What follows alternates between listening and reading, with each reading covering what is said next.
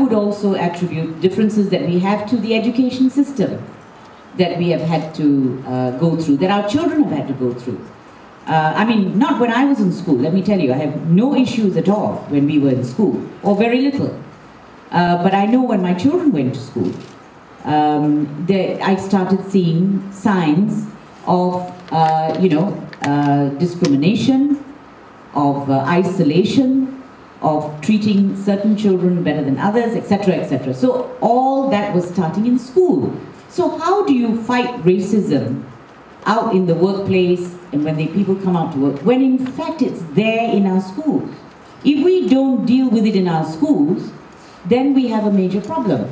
And I also have a bee in my bonnet about the BTN, Biro Tata Negara courses. I know I keep going on about this like a broken record. But how can the government talk? How can the Prime Minister make the speech that he does in the United Nations, while at home you have BTN, who is actually feeding extremist statements to our children, who tell the Malay children that the others are pendatangs and so on. And I think there's evidence of that. No? If you do Google searches, I have found many articles. People have actually come out, these are Malays, who have come out disgusted with what they are told in the BTN, and they report it. So this is going on, this is brainwashing.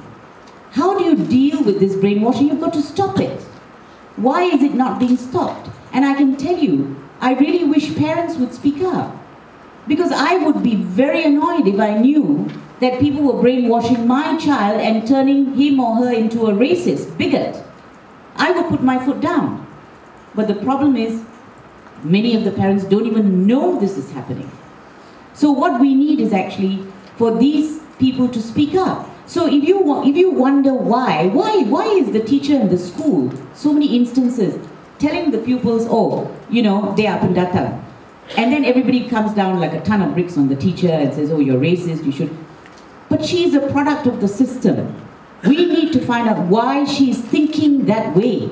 And there are many people who think that way, let me tell you. There are many Malays who think the Chinese are really dangerous. I mean, there are few, yes. But there are really people who think that. They can't view each other as just citizens of this country. They can't do that. But there is a systemic problem.